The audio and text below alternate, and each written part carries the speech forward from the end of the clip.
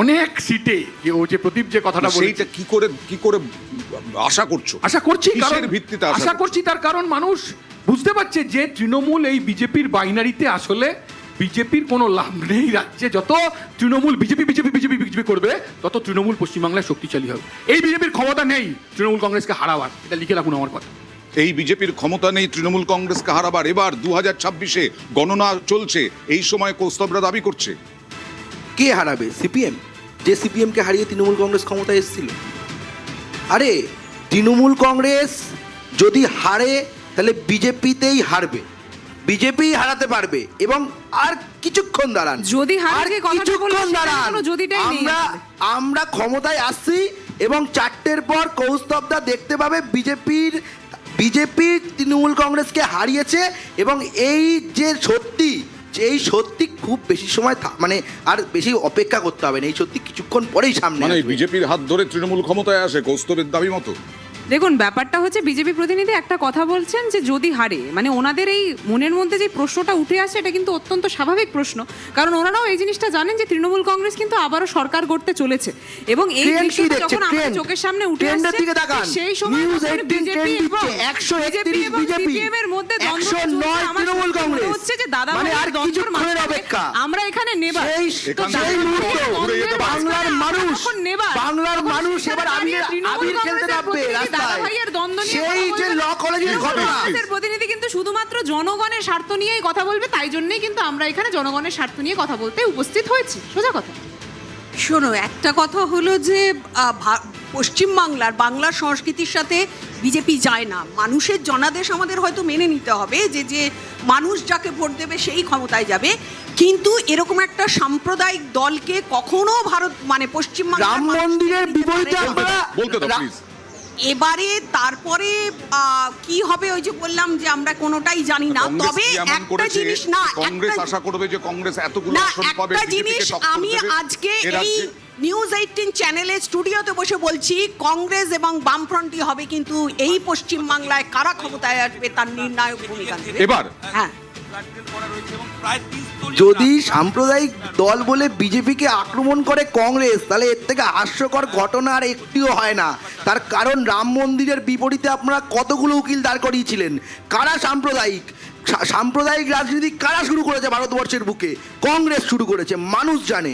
তাই জন্য বলছি, এবং যে কথাটা বলছেন না যে কংগ্রেস এবং সিপিএম সরকার নির্ধারণ করবে, আপনারা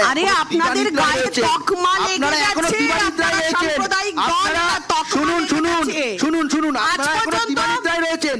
আপনারা এই বাড়ি থেকে বেরিয়ে যান। এইবারে ম্যাসিভ চ্যালেঞ্জ ভারতীয় জনতা পার্টি। আপনারা নির্ভীক থাকুন, কোনো সরকার নির্ধারণ করবে না। আমি প্রথমেই বললাম যে বাম কংগ্রেসের যে ভোট পার্সেন্টেজ সেটা অত্যন্ত গুরুত্বপূর্ণ, এবং যে ট্রেন্ড দেখা যাচ্ছে সেখানেও যে ট্রেন্ড, এটা যদি ধরুন আমরা মেনে নিই যে এটাই ট্রেন্ড, তার মানে বিজেপি এবং তৃণমূল কংগ্রেসের মধ্যে খুব ক্লোজ কন্টেস্ট হচ্ছে, তাই তো? এবং সেখানে বাম কংগ্রেসদেরও উপস্থিতি আছে। তাহলে এই ট্রেন্ডে বাম কংগ্রেসের অবস্থান কি হবে? এই যে বিধানসভায় বাম কংগ্রেসের অবস্থান কি হবে? তারা তৃণমূল কংগ্রেসের বিরুদ্ধেও কথা বলেছে, তারা বিজেপির বিরুদ্ধেও কথা বলেছে, কিন্তু আজকে যখন এই রকম একটা পরিস্থিতি যেখানে ক্লোজ কন্টেস্ট এবং তৃণমূল কংগ্রেস ও বিজেপির মধ্যে কে সরকার গঠন করবে সেটাও খুব কম মার্জিনে, আমরা জানি না এরপরে ঘোড়া কেনা বেচা শুরু হবে কিনা, কিভাবে লোকজন এদিক থেকে ওদিকে চলে যাবে কিনা, সেখানে বামফ্রন্ট এবং কংগ্রেস তারা কাদের পক্ষে থাকবে, কোন শক্তির পক্ষে থাকবে, এখানে কিন্তু আর দুজনকেই ক্রিটিসাইজ করা, দুজনকেই সমালোচনা করার জায়গা আর নেই। আমি কৌস্তবের কাছে যাব, একটা অবস্থান কোনো ট্রেন্ড আছে, আপডেট আছে?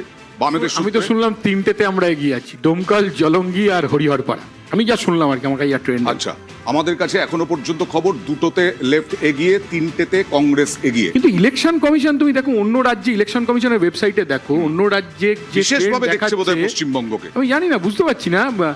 12টা সিটের ট্রেন্ড দিচ্ছে মাত্র। আমি সিট ধরে এখানে বসে বসে আমি ইন্টারনেটে মোবাইলে দেখছি, একটা সিটেরও ট্রেন্ড, মানে 12টা সিটের মাত্র ট্রেন্ড এখানে দেখাচ্ছে। কিন্তু অন্য রাজ্যে বলো, আসাম বলো, পুদুচেরি বলো, কেরালা বলো, অন্ধ্র বলো, সেখানে কিন্তু অনেক বেশি আসনের ট্রেন্ড দেখাচ্ছে।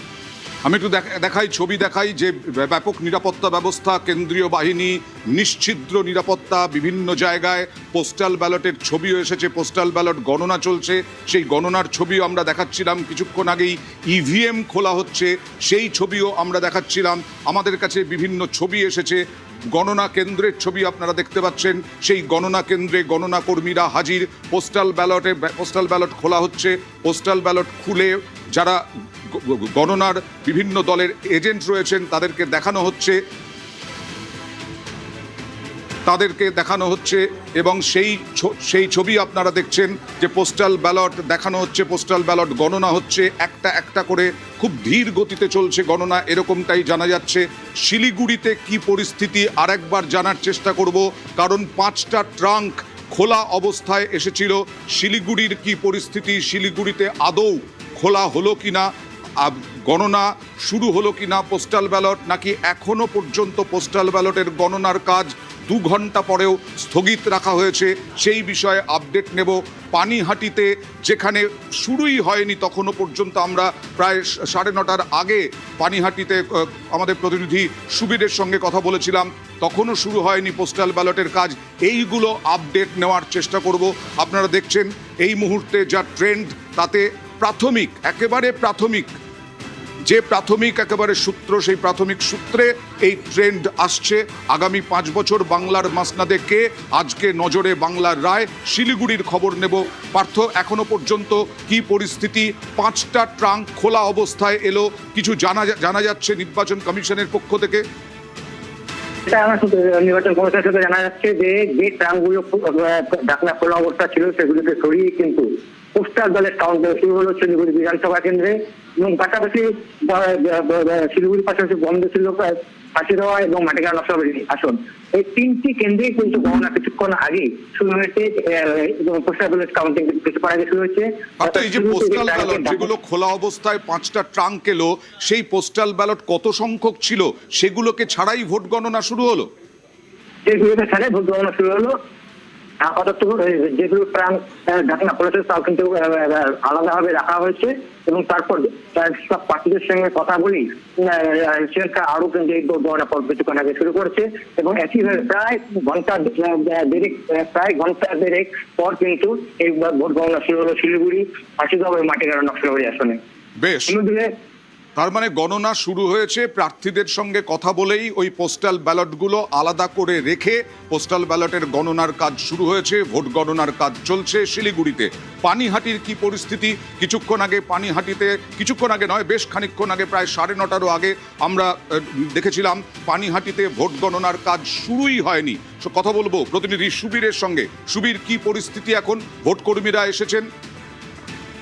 হ্যাঁ দেখো অয়নদা, যারা এজেন্ট রয়েছেন নির্বাচনের এই গণনা কেন্দ্রের ভেতর অত্যন্ত কড়াকড়ি, এবং সেই কড়াকড়ির কারণে এজেন্টের ঢুকতে দেরি হওয়াতেই কিন্তু এই ধরনের বিপত্তি হয়। এবং ইতিমধ্যে যেটা জানা যাচ্ছে যে পোস্টাল ব্যালটের যে গণনা সেটা শুরু হয়েছে, এবং খড়দহ থেকে শুরু করে খড়দহ, পানিহাটি মোট 6টি বিধানসভার পোস্টাল ব্যালটের কাজ শুরু হয়েছে, সেটা শেষের পথে। এবং পাশাপাশি জানিয়ে রাখি, পানিহাটি বিধানসভার কিন্তু প্রথম রাউন্ডের গণনা ইতিমধ্যেই গণনার কাজ শুরু হয়েছে, এমনটাই কিন্তু প্রথম রাউন্ডে মানে ইভিএম এ গণনা। হ্যাঁ, ইভিএম এর প্রথম রাউন্ডের গণনা পানিহাটি বিধানসভা এবং খড়দহ বিধানসভা শুরু হয়েছে ইতিমধ্যেই। ওকে, পানিহাটিতে ইভিএম এ প্রথম রাউন্ডের গণনা শুরু হয়েছে, পোস্টাল ব্যালটের গণনার কাজ শেষ হয়েছে। এখনো পর্যন্ত যা ট্রেন্ড দেখছেন নিউজ 18 বাংলার স্ক্রিন